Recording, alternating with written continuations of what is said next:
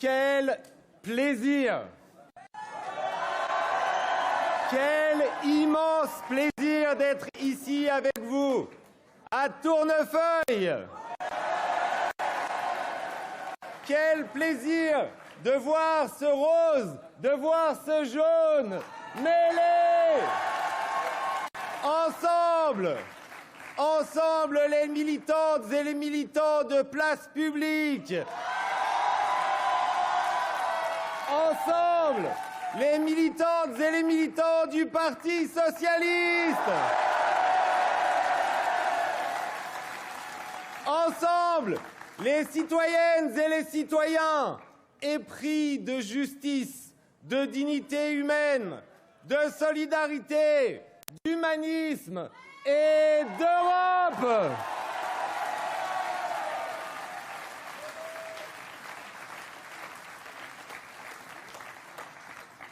Merci, merci d'être là, merci de votre ferveur.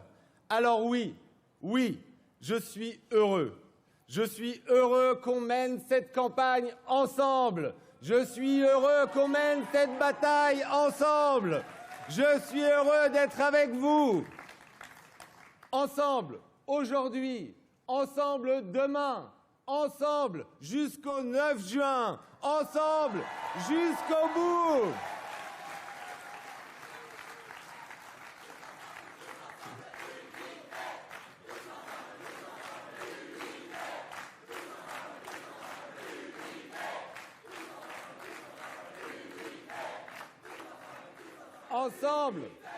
Ensemble avec toi, Olivier.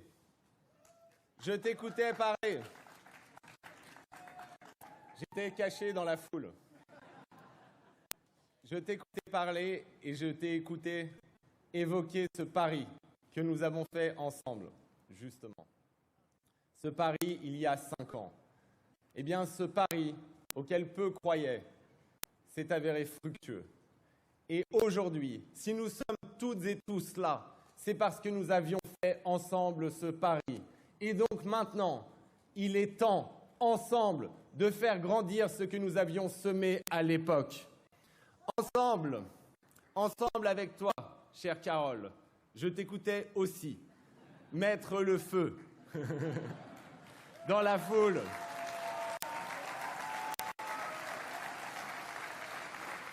Je t'écoutais parler avec force d'industrie, d'agriculture, de justice, d'Europe et de clarté. Eh bien oui, nous allons porter la clarté européenne. Nous allons porter pendant toute cette campagne nos principes sans la moindre compromission, sans la moindre faiblesse, sans la moindre tergiversation. Ensemble avec toi, cher Sébastien, et avec tous les élus ici présents, ensemble avec vous, mes colistières et mes colistiers, ensemble avec toi, Nora, avec toi, Pierre, avec toi, Aurore, avec toi, Christophe, allez, je ne vais pas citer tout le monde, avec toi, Claire, avec toi, Emma, avec toi, Dienaba, avec toi, Chloé, avec toi, Thomas, avec toi, Victor, avec toi, Sybille, avec tout le monde.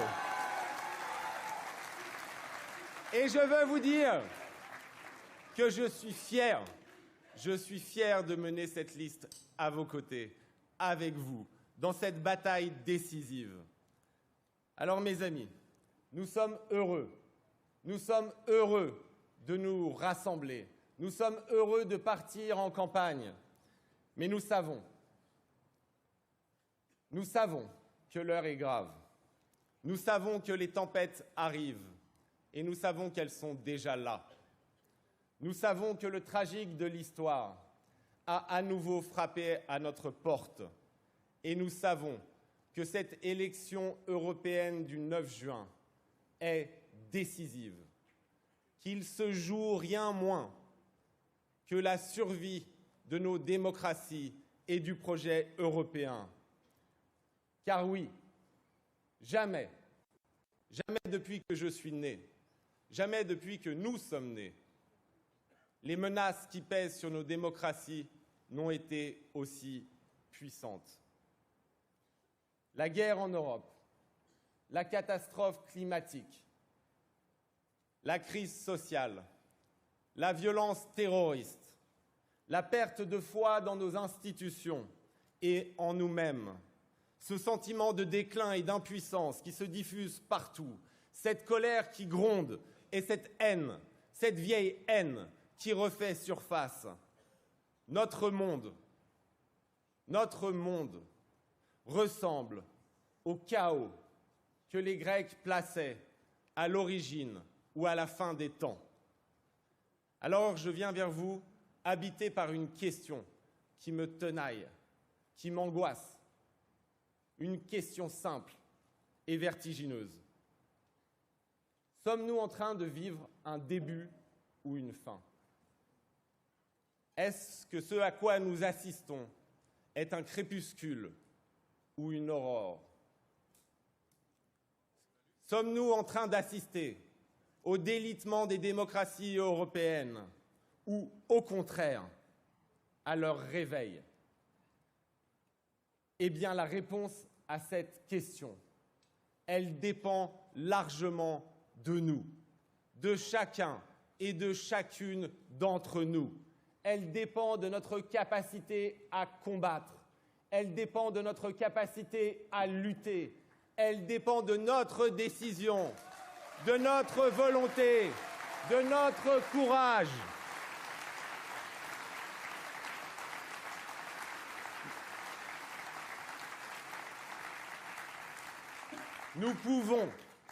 Nous pouvons faire émerger une autre Europe de ce chaos.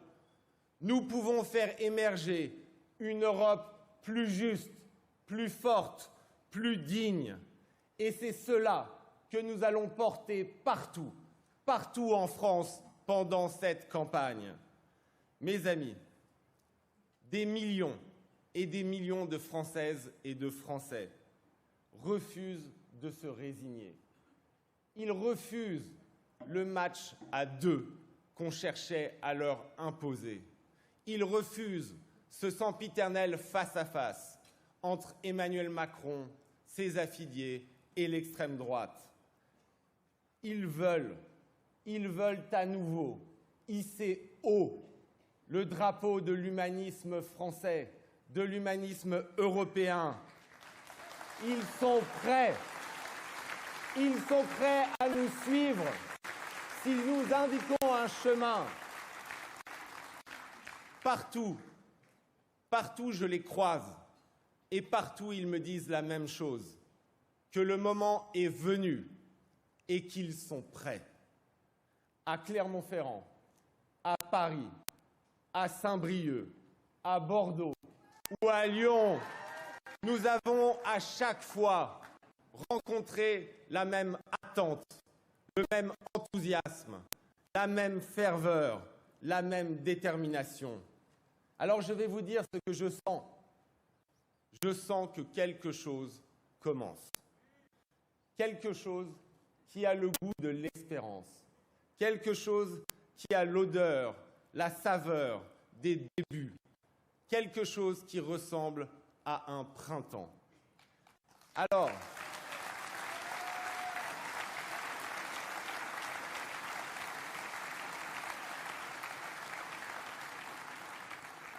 Alors c'est une fleur encore fragile, une rose.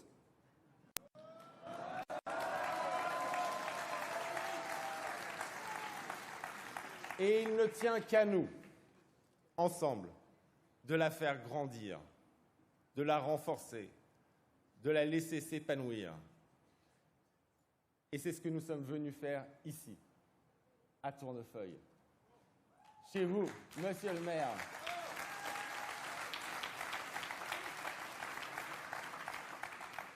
Nous sommes venus faire grandir cette fleur en puisant l'énergie de cette terre. Et je sais que nous sommes sur la bonne terre pour cela. Car nous sommes sur la terre qui vit se déployer le chêne le plus puissant du socialisme français.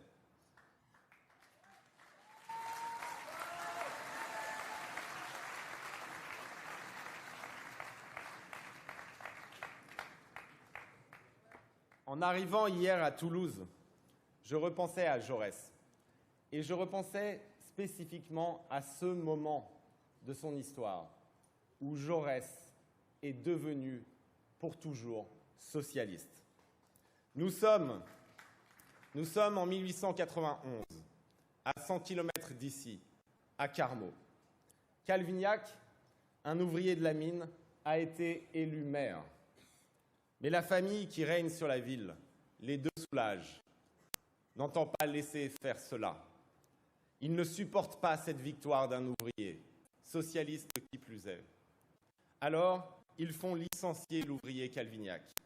Ses camarades entrent en grève pour soutenir leur ami, leur maire, mais aussi pour soutenir l'idée même de la démocratie. Et pendant 3 mois, oui, pendant 3 mois, 3000 mineurs vont tenir tête à l'état-major de la compagnie minière.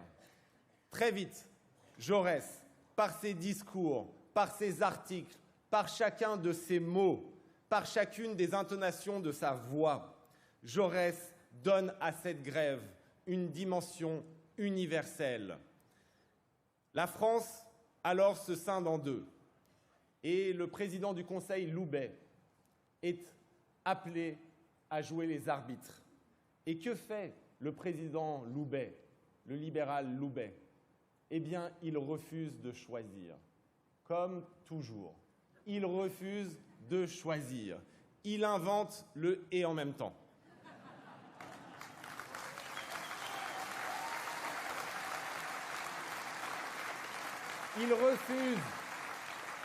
Il refuse de s'opposer aux possédants et aux dominants.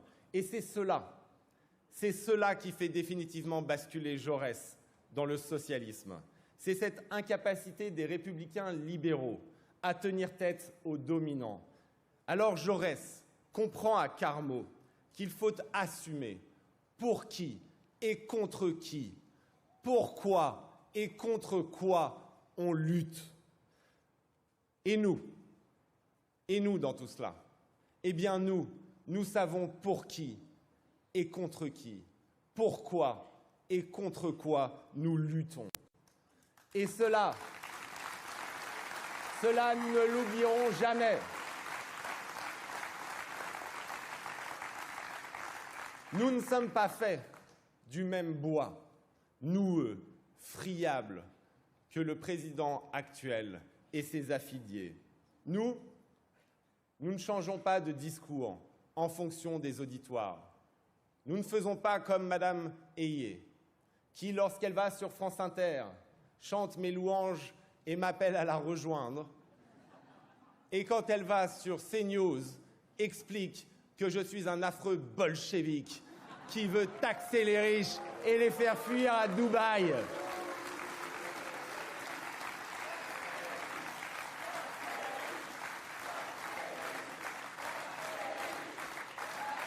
Oui, nous les taxerons et ils n'iront pas à Dubaï.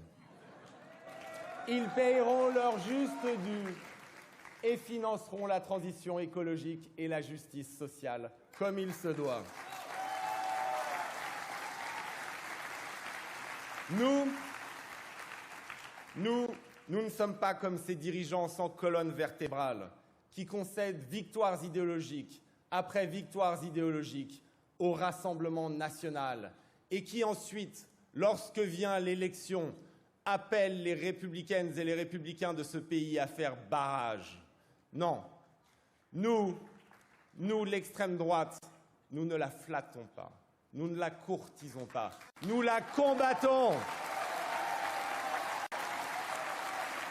Nous la combattons, elle et tout son écosystème.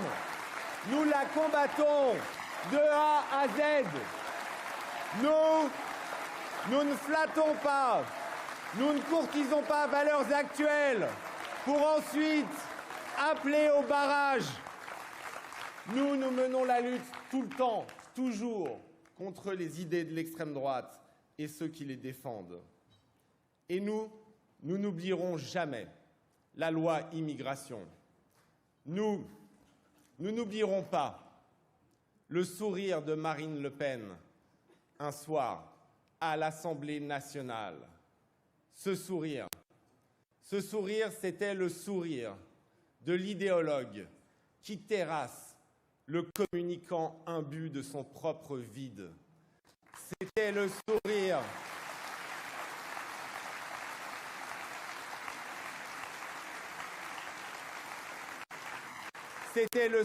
d'une extrême droite sûre d'elle, parce qu'elle sait qu'en face, ceux qui lui résistent dans les mots sont en fait du beurre dans lequel elle peut s'enfoncer sans peine.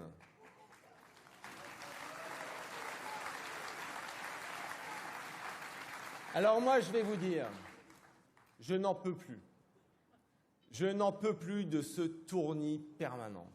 Je n'en peux plus de ces changements de cap incessants. Je n'en peux plus. Je n'en peux plus que cette équipe de stratèges qui se réunissent et imaginent leur coup de com', eh bien, donne tellement le tournis à notre pays qu'aujourd'hui, ils semblent prêts à se livrer aux forces les pires du spectre politique. Je n'en peux plus. Je n'en peux plus de cette indolence. Oui, de cette indolence. Ce concentré de paresse et de légèreté, d'égocentrisme et d'indifférence. Voilà au fond ce avec quoi nous devons rompre si nous voulons éviter de sombrer. Voilà ce avec quoi nous devons rompre pour que l'Europe ne rime plus avec impuissance et la démocratie avec faiblesse. Nous devons rompre avec l'indolence des élites françaises et européennes. C'est leur indolence, oui, face à Poutine, qui nous a amenés dans cette situation calamiteuse. Indolence face au massacre des Tchétchènes. Indolence face à l'invasion de la Géorgie. Indolence face à la destruction de Homs et de Alep. Indolence face à l'annexion de la Crimée et l'occupation du Donbass. Indolence aussi face aux ingérences russes dans nos propres pays, face à la corruption de nos propres dirigeants, face aux manipulations de l'information sur nos propres réseaux, face aux cyberattaques contre nos propres infrastructures, face à l'assassinat d'opposants sur notre propre sol, face au piétinement donc de notre propre souveraineté. Alors quand ces indolents expliquent que je suis, moi, un utopiste ou un idéaliste, je leur réponds que le réalisme est de mon côté, que depuis 20 ans, j'alerte sur les dangers qu'ils n'ont pas voulu voir. Pourquoi ? Parce que ces dangers dérangeaient trop souvent leur confort.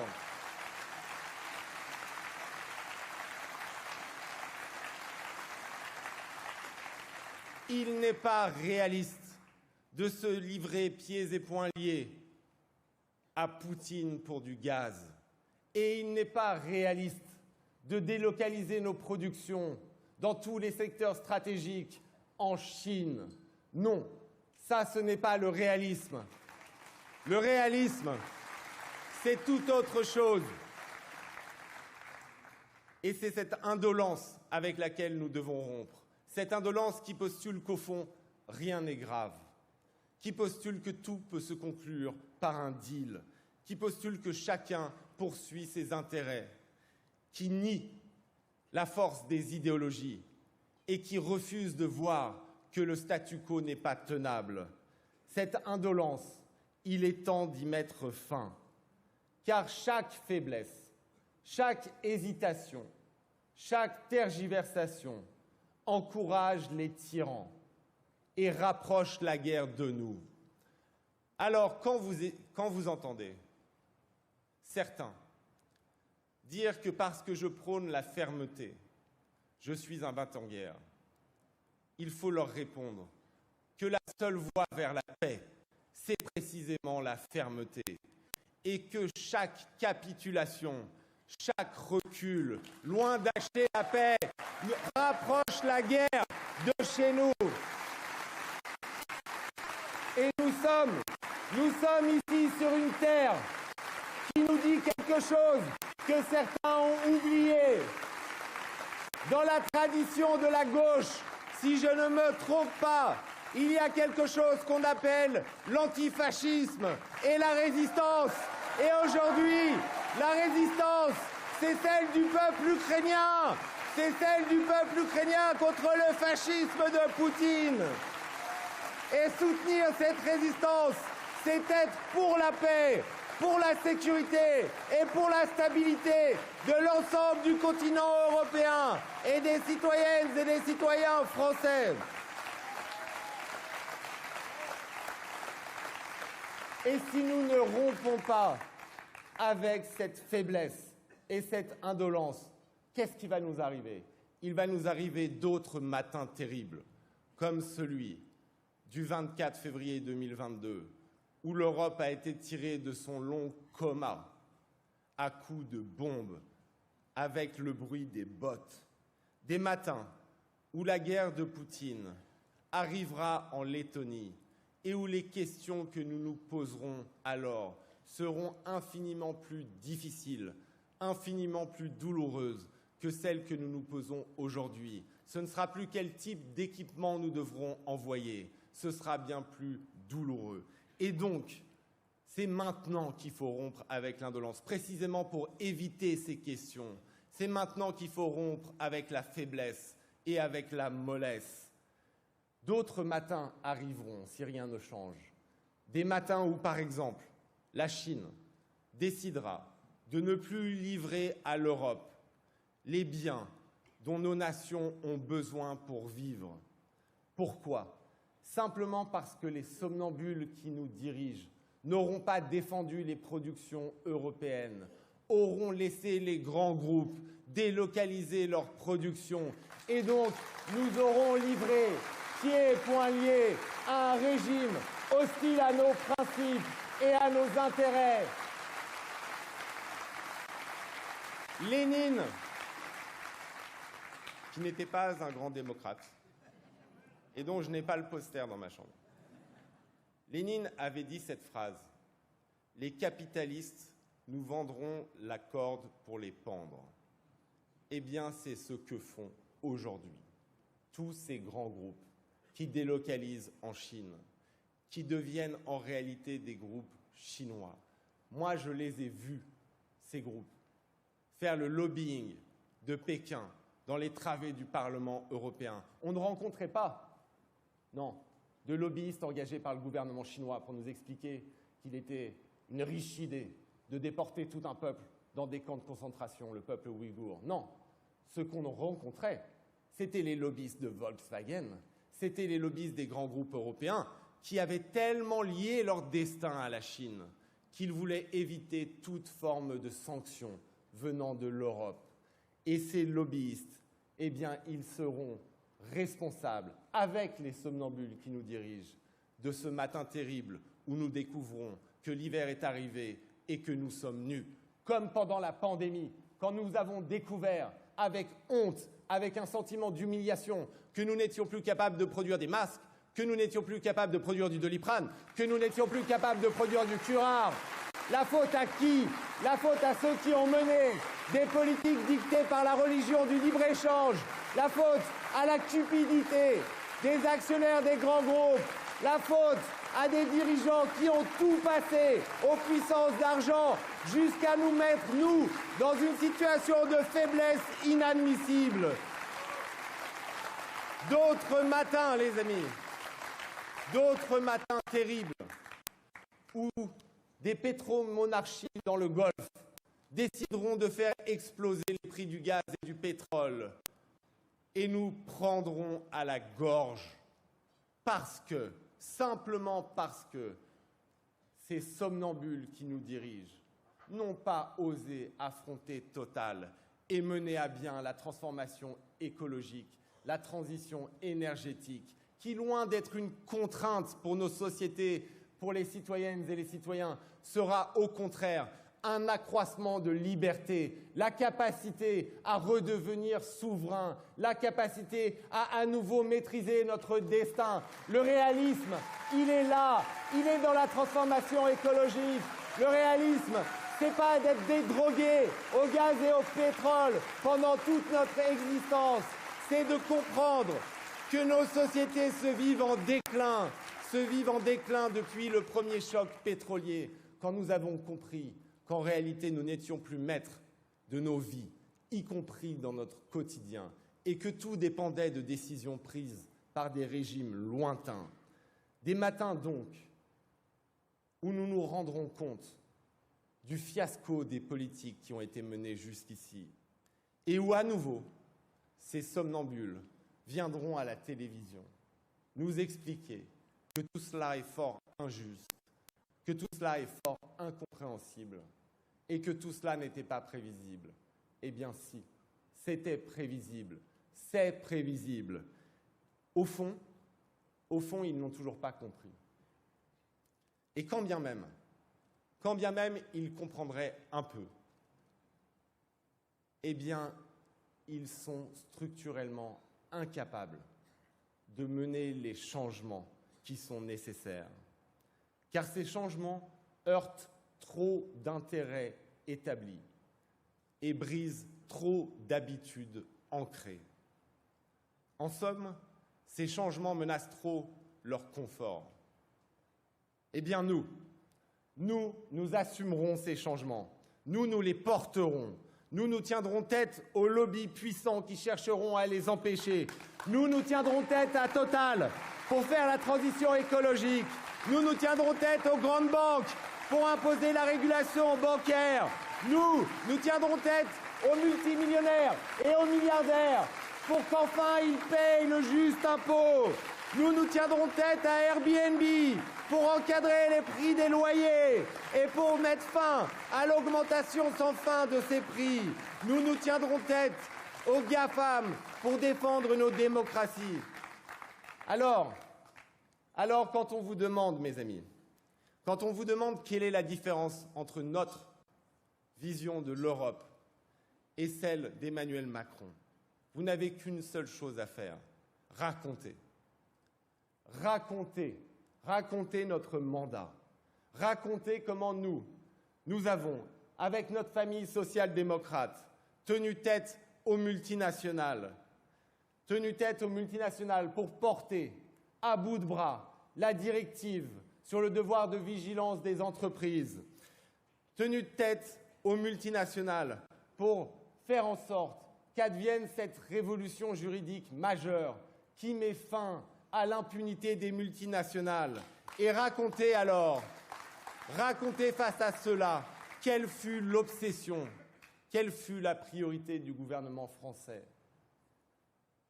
Exempter le secteur financier de cette loi. C'est pour cela qu'ils se sont battus à la demande des grandes banques françaises. Et c'est cela qu'ils ont obtenu.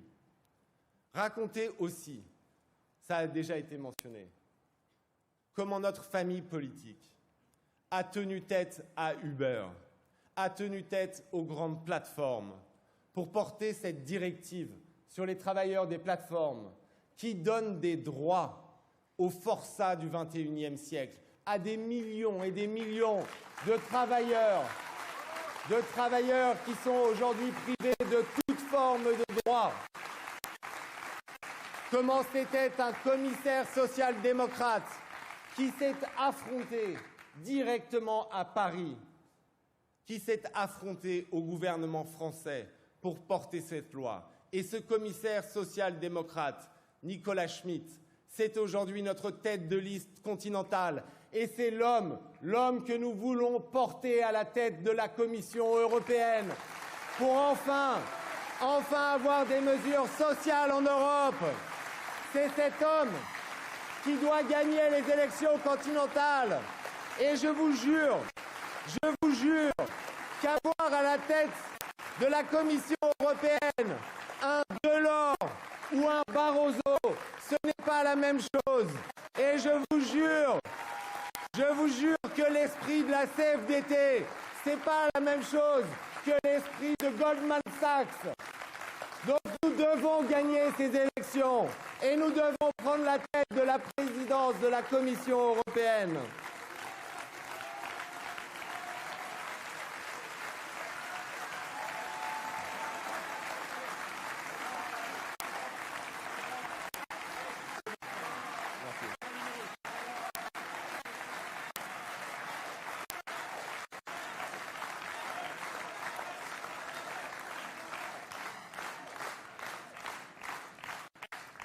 Et quand vous raconterez ce combat pour la directive sur les travailleurs des plateformes, n'oubliez pas de raconter une chose. N'oubliez pas de raconter que la France d'Emmanuel Macron fut la seule nation européenne à voter contre cette loi de progrès social. J'ai eu honte. Je vous le dis, j'ai franchement eu honte. Et je pense que nous toutes et tous, qui aimons notre pays plus que tout, et qui aimons la justice plus que tout, eh bien, on a eu honte. Et raconter aussi, raconter comment, avec des centaines de milliers de jeunes Françaises et de jeunes Français, nous nous sommes mobilisés pendant tout ce mandat pour dénoncer la réduction du peuple ouïghour en esclavage sur les chaînes de production des multinationales. Raconter comment cette mobilisation s'est traduite par une loi, par un instrument de bannissement des produits de l'esclavage de marché européen. Et raconter, dans le même moment, dans le même mouvement, raconter comment, lors de la dernière nuit de négociation, alors que nous avions un accord bouclé, eh bien, le gouvernement français a tout fait pour édulcorer cette loi et pour laisser passer certains produits de l'esclavage parce que ces produits étaient nécessaires à nos grands groupes. Et comment il l'a fait, le gouvernement? Comment il l'a fait sur ordre, nous le savons, du MEDEF. Alors, racontez concrètement, pas besoin de grands discours idéologiques, racontez concrètement ce qui se passe en Europe. Racontez comment nous nous heurtons aux puissances de l'argent auxquelles notre président semble prêt à tout céder. Alors, mes amis, ce mandat de député européen, c'est un mandat, je vais vous le dire, extraordinaire. Et je m'y suis investi comme tous les députés, toutes les députées de notre délégation, corps et âme. C'est un mandat extraordinaire qui m'a littéralement transformé. Pour ceux qui me connaissaient, j'ai toujours eu des principes chevillés au corps. Et je suis entré dans cette institution pour défendre ces principes. Mais j'ai découvert que pour défendre des principes, eh bien, il valait mieux aller dans la commission commerce international que dans la commission droits humains. Parce que dans la commission droits humains, eh bien, on mettait des gens comme moi pour faire des grands discours lyriques sur les droits humains. Les gens applaudissent, c'est sympathique, mais la réalité des décisions, elle se prend dans la commission commerce. Et donc, j'ai été dans la commission commerce international. J'ai développé des instruments commerciaux, notamment celui du bannissement des produits de l'esclavage. Et je me suis rendu compte de quoi? Que si on traduisait ces principes en politique commerciale, et que donc, par exemple, on bloquait dans les ports français, dans les ports européens, les panneaux photovoltaïques chinois, parce qu'ils reposent dans leur production à 97% dans la production du polysilicium sur l'esclavage des Ouïghours. Si on bloque les panneaux photovoltaïques chinois, eh bien, on se retrouve dans une situation, parce que nous avons laissé ratiboiser nos producteurs, parce que nous les avons laissés seuls face à une concurrence déloyale qui reposait sur l'esclavage, les subventions à perte et une politique de vente à perte qui visait à les détruire de la part du gouvernement chinois, parce que nous avons laissé faire cela à cause de cette religion débile du libre-échange, eh bien, nous nous retrouverions incapables de faire la transition énergétique. Et que donc, si on veut développer une politique commerciale forte, il faut ensuite développer une politique industrielle puissante. Et donc, je suis passé De la défense des principes à la défense d'une politique commerciale, puis à la défense d'une politique industrielle. En amont, j'ai découvert ce qu'était la politique. La politique au sens noble, celle qui vise à transformer le monde, à ancrer des principes dans la réalité. Et aujourd'hui, je viens donc vers vous changer, ancrer, beaucoup plus sûr que nos principes peuvent déboucher sur des politiques réalistes et non pas utopiques, habités par cette certitude que le réalisme est de notre côté et pas du côté des tenants du statu quo. Et aujourd'hui, je viens devant vous comme le candidat d'une social-démocratie européenne qui serait débarrassée de toute forme de mollesse et de toute forme de compromission, qui aurait compris que la transition écologique est l'horizon de la construction de la puissance européenne et que les ruptures nécessaires avec l'ordre établi sont immenses. Alors, mes amis, la situation est simple. Nous devons gagner ces élections en Europe.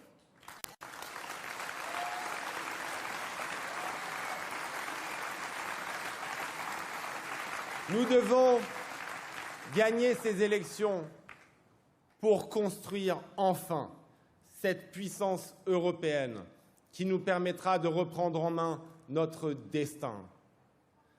À quoi elle ressemblera, cette puissance que nous voulons, que nous devons construire?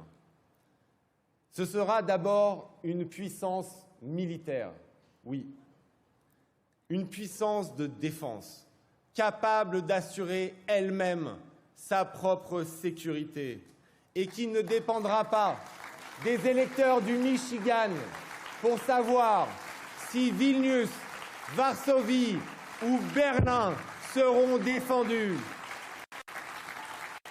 Alors, quand on vous explique que je serai atlantiste, répondez une chose simple.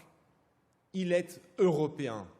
Il est européen et il veut que l'Europe devienne un acteur autonome qui porte ses principes et défend ses intérêts sans avoir besoin de demander l'autorisation au président des États-Unis pour cela, sans avoir besoin de faire des nuits blanches tous les 4 ans pour savoir qui sera à la Maison-Blanche.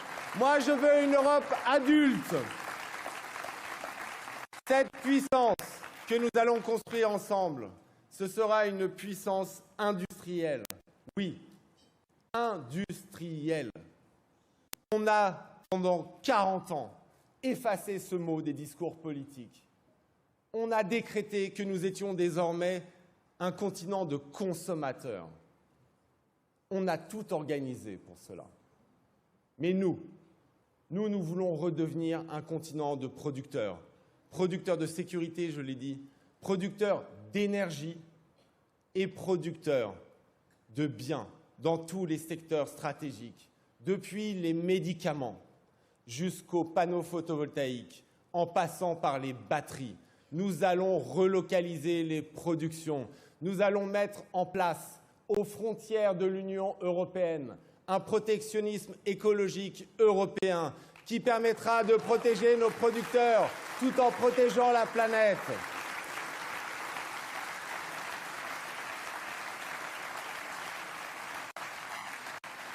Ce sera donc une puissance écologique européenne, une puissance écologique qui accélérera la transition énergétique et présentera cette transition, comme je l'ai dit, non pas comme une contrainte, non pas comme quelque chose qui restreint vos libertés, mais au contraire, comme une émancipation, comme une libération de la drogue des fossiles, comme une redécouverte de ce que ça veut dire qu'être souverain.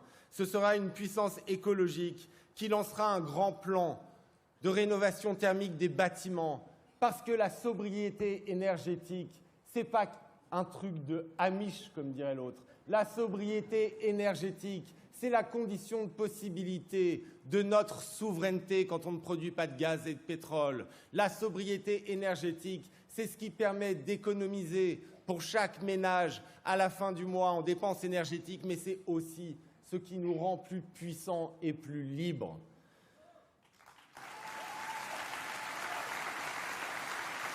Ce sera une puissance écologique qui refondera la politique agricole commune. Je t'ai écouté, Carole, tu as 100% raison. Et Éric Andrieux, qui est là et que nous devons applaudir, a lutté de toutes ses forces pendant tout son mandat contre cette politique agricole commune qui finance les plus gros exploitants et laisse de côté les éleveurs qui bossent 70 heures par semaine pour toucher 700 € par mois. Et c'est avec Éric, en t'écoutant, en discutant, que je suis rentré dans la question agricole et que j'ai vu à quel point elle concentrait tous les renoncements des élites européennes. Le renoncement à la justice sociale, puisque cette PAC est profondément injuste, mais le renoncement aussi à la transition écologique, puisqu'elle finance en réalité un système destructeur et refuse de subventionner massivement l'agriculture de l'avenir, l'agriculture qui emploie, l'agriculture qui protège la nature.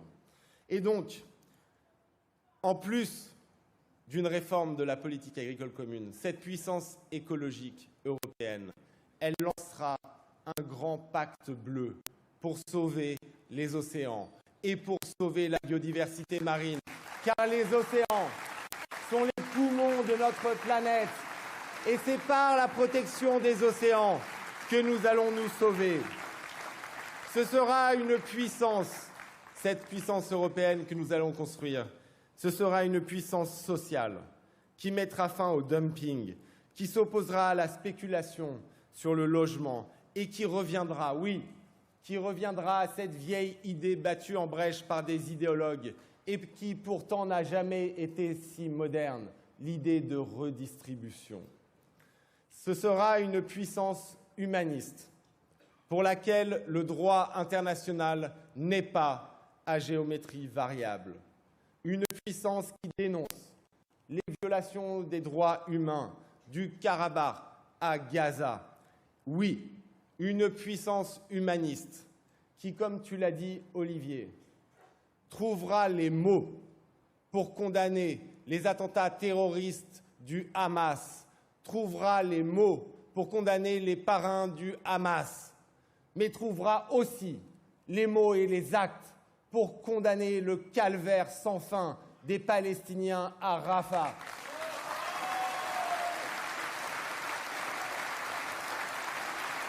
Et qui ne s'associera pas avec le gouvernement d'extrême droite de Netanyahou dans son crime. Voilà. Cette Europe, elle sera aussi féministe. Elle inscrira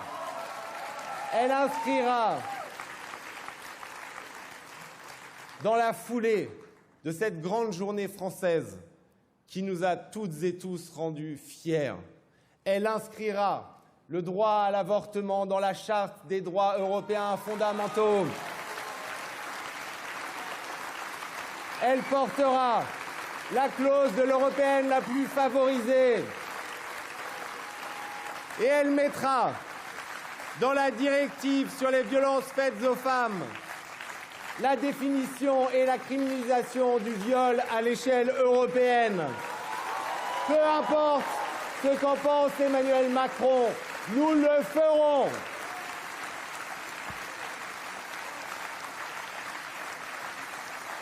Au fond,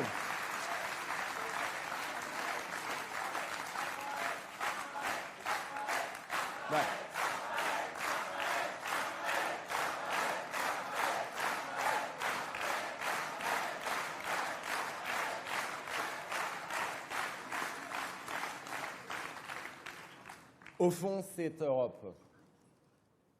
Europe que nous voulons construire, c'est l'Europe telle que la rêvait déjà en 1948 un certain Léon Blum. lorsqu'il la définissait comme une troisième force dans le monde. Une force défendant, je le cite, à la fois la justice sociale et la démocratie, la liberté personnelle et l'économie collective. Oui, notre Europe défendra la démocratie et la justice, la liberté et le bien commun. Le moment est venu alors de la défendre, cette Europe, notre vision de l'Europe, partout en France, cette Europe juste et forte. Le moment est venu de montrer que les héritiers et les héritières de Jacques Delors et de Robert Badinter sont là, ici, et qu'ils sont prêts à continuer l'immense tradition française de cette gauche universaliste et pro-européenne, et que nous sommes fiers de ce dont nous héritons, et que nous sommes fiers de continuer le combat des anciens.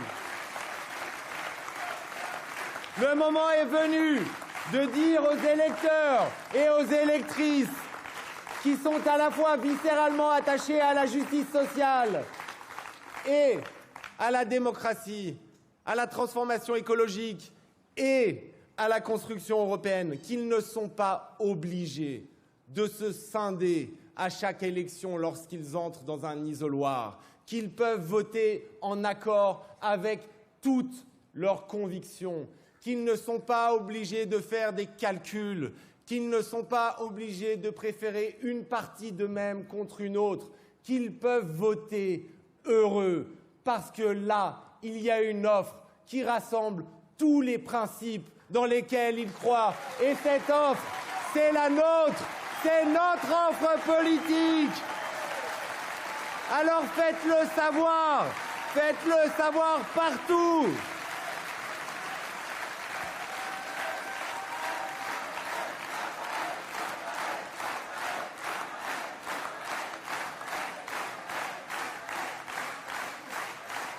Faites-le savoir partout. Et souvenez-vous de ce que disait Jaurès. C'est nous qui sommes les vrais héritiers du foyer des aïeux. Nous en avons pris la flamme. Ils n'en ont gardé que la cendre. Alors cultivons cette flamme. Entretenons-la partout. Nous ne marquerons aucune pause. Il nous reste moins de 80 jours pour convaincre et pour diffuser partout notre enthousiasme, notre ferveur, notre certitude. Il nous reste moins de 80 jours et pas une seconde à perdre. Alors soyez forts, soyez déterminés, soyez enthousiastes, ne baissez jamais les yeux. Vous êtes les héritiers d'une trop belle tradition. La justice est de votre côté. Ne perdez pas une seconde. Et de proche en proche, de porte en porte, de marché en marché et de place en place. Allez convaincre, allez diffuser cette nouvelle. Il y a la possibilité de faire quelque chose d'immense le 9 juin 2024. Alors faisons-le ensemble, faisons-le toutes et tous ensemble, mobilisons, allons voir ceux qui croient déjà, mais allons aussi voir ceux qui ne croient pas encore. Soyons là, soyons partout, pour la justice, pour la solidarité, pour l'humanisme, pour l'écologie, pour la démocratie, pour la France. Et pour l'Europe. Nous allons être, mes amis, la grande et belle surprise du 9 juin 2024. Nous allons bouleverser l'échiquier politique. Tout dépend de nous. Je compte sur vous. Vous pouvez compter sur moi. Alors allons-y et gagnons!